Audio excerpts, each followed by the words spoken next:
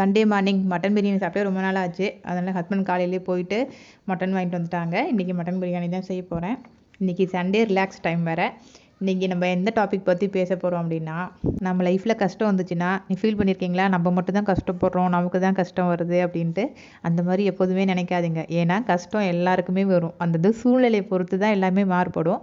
அந்த மாதிரி நேரத்தில் நம்மளை விட கஷ்டப்படுறவங்கள நினச்சி பார்த்தா நமக்கு இந்த கஷ்டம் கம்மி தான் அப்படின்ட்டு தோணும். நம்மளை விட ரொம்ப நல்லா இருக்கிறவங்க நினச்சா, என்னடா நம்ம அவங்களாம் நல்லா இருக்காங்களே, நம்ம இவ்வளோ கஷ்டம் தானே பட்டுட்ருக்கோன்னு சொல்லிட்டு இதே ஸ்டேஜில் தான் நம்ம விருப்பம் முடிச்சு அடுத்த மூவ் ஆன் பண்ணி நம்ம வேறு ஸ்டேஜுக்கு வந்து போகிறதுக்கு கஷ்டமாயிடும்.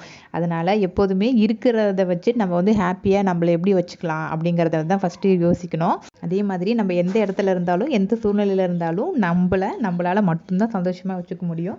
நம்ம கஷ்டத்துக்கு நிறைய பேர்கிட்ட ஆறுதல் கேட்போம், சொல்யூஷன் கேட்போம். ஆனால் நம்ம மனசை வந்து நம்மளால் மட்டும்தான் அதை சமாதானப்படுத்த முடியும். நீங்கள் நல்லா யோசிச்சு பார்த்தா தெரியும். நாளைக்கு பார்க்கலாம். பாய்.